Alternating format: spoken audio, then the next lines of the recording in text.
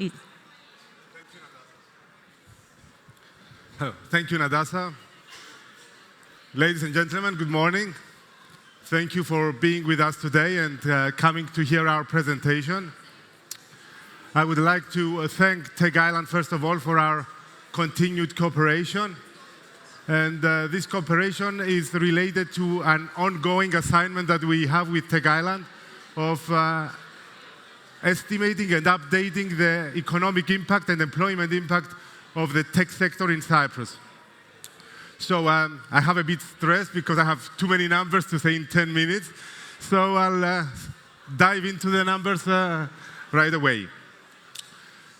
So in estimating the impact of the sector, of the technology sector, we have done some financial engineering in order to capture as much as possible this effect over different sectors.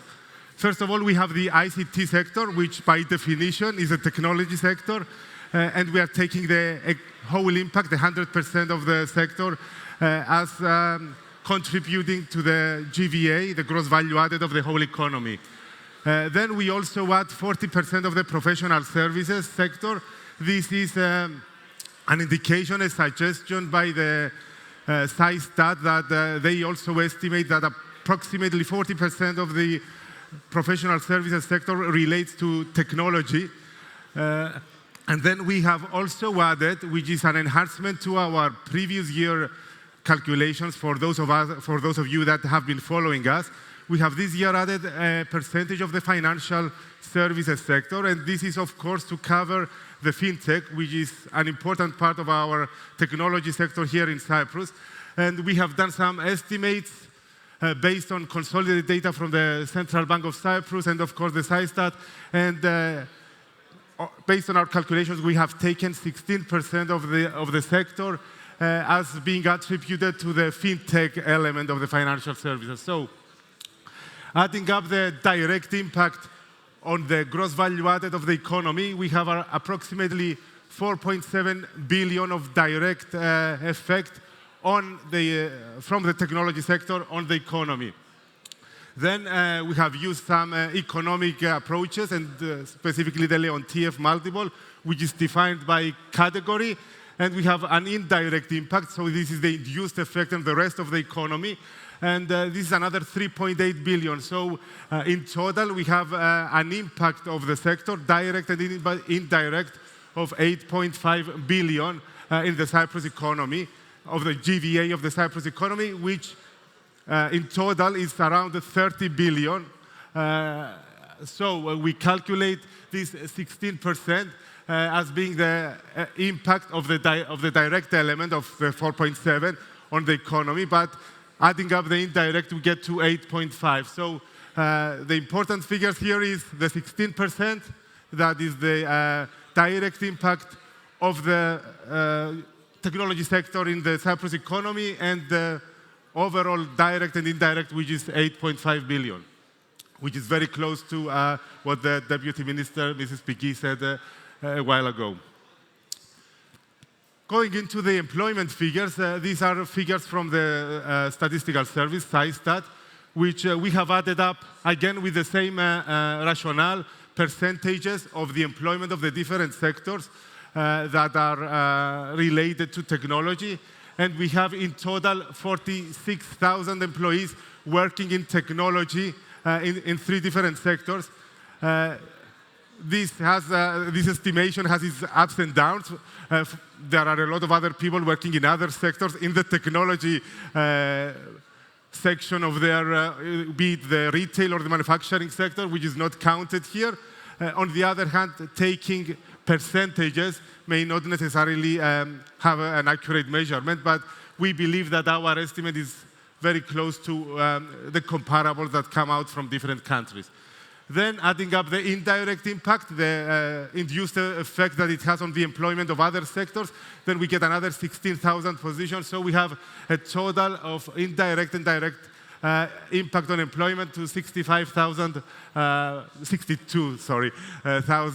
positions in the island. Then in the next few slides, looking at the time also, I will go and present some trends and some comparables of the EU performance of the ICT sector and how the Cyprus is performing against the other EU nations. This slide here shows the performance of the ICT sector among the EU 27 nations, which is the top chart. And then, on the bottom chart, we have the ICT sector alone. We see that the ICT sector across Europe is overperforming, is performing better than the whole economy. So we have a compound rate of 6.4% per year for the ICT sector, while the economy has grown by 4.4%. And another important observation here is the resilience of the sector, which shows that in the pandemic 2019-2020 period, we have seen that the gross value added of the EU 27 nations has slightly decreased by 3%. The ICT sector overperformed, and there was a counter effect of 3% growth. Looking at a similar statistic for the Cyprus economy, we see that during these ugly years for the performance of the economy, the ICT sector has registered commendable growth, 21% in 2019, 2020, then 17%, and then 38% in the period 2021-22. So while, again, the Cyprus economy has been performing well, ICT sector has been overperforming by far. Another very important and successful statistic for us as a country is our ranking on the contribution of the ICT sector to the economy comparable to the other EU nations.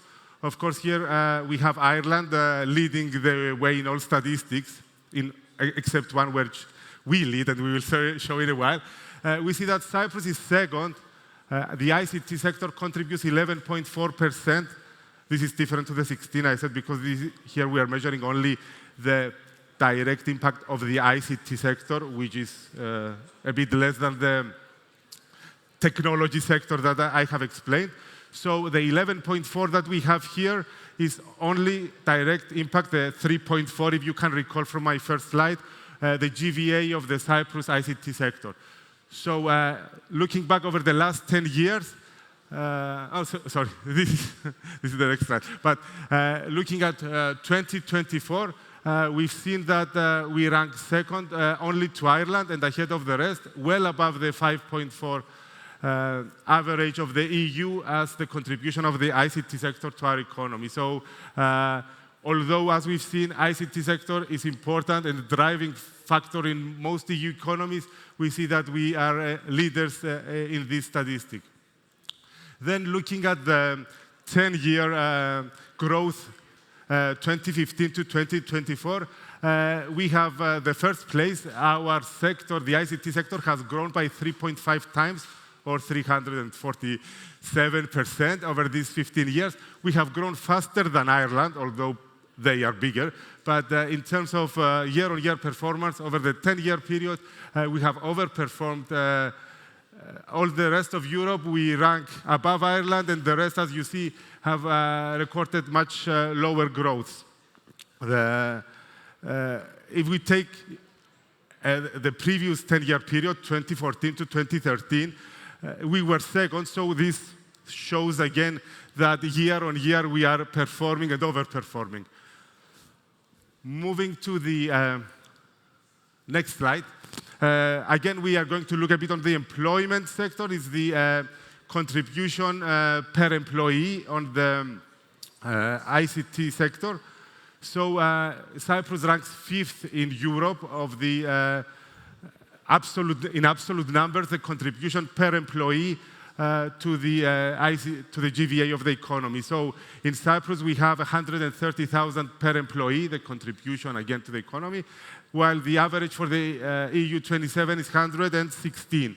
So we are way above the average. We are 5th among all European nations. And if someone thinks of our cost of living of the country and the GDP, GVA in its entirety, we see that we are comparably much better than 5th.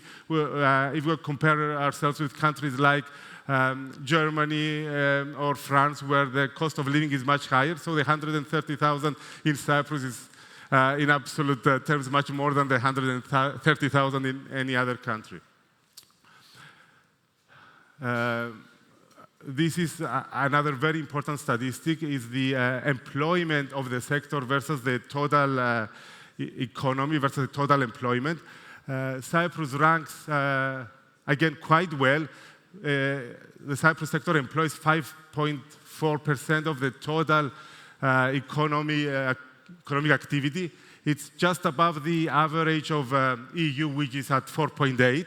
But the most important conclusion that we can draw from this slide is that 5.4 of the employees in the ICT sector contribute to 11.4 of the output of the GVA of the sector. So this is why we have such a high result in the contribution per employee. And this is our last numerical slide. Time's up. It shows over the 10-year period the participation of Cypriots into the employment. I want you to look a bit carefully in this slide. It shows the dark blue part of the chart shows the Cypriots participating in the ICT sector, and it shows that this has decreased in the last few years to 50%. So for every 2 people in the sector, 1 of them is Cypriot, so it's a myth that everybody is foreigner. But the most important number, if you are going to assess the employment of Cypriots in the market, is the top figure there in green. Oops, sorry. There, which shows that in 2016, 8,000 Cypriots were employed in the sector, and in 2013, statistics take this number to 13,000. Very substantial increase, of course, much higher probably than most other economic activities on the island. And so the other important conclusion from this is that maybe the demand has grown faster than the supply, that what we can provide as Cyprus as a country to this economy. So we couldn't keep up with the growth of the sector, so our share decreased, but our absolute numbers, of course, increased substantially. We heard Pedro a while ago saying how eager the companies are to recruit and retain local talent. So the demand is there. We need to look at the supply. And with this suggestion, we go to a few other recommendations on top of the brain gain initiative that we heard a while ago.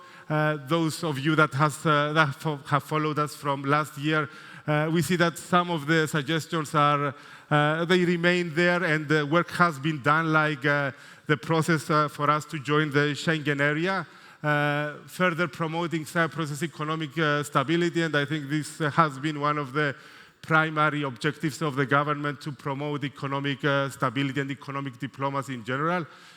Improve airport connectivity. This is more of commercial nature, and I think demand will also bring the supply.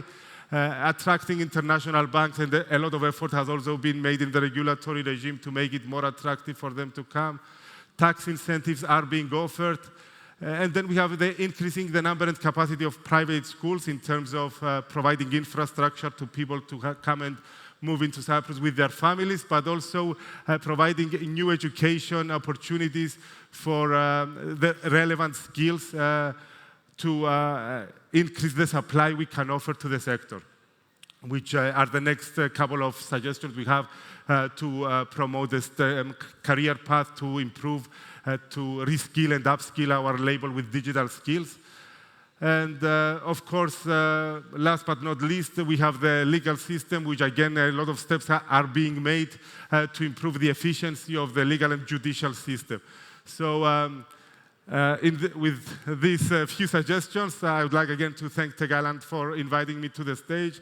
Thank you for listening to this conversation, and I'll be around to answer any questions. Thank you.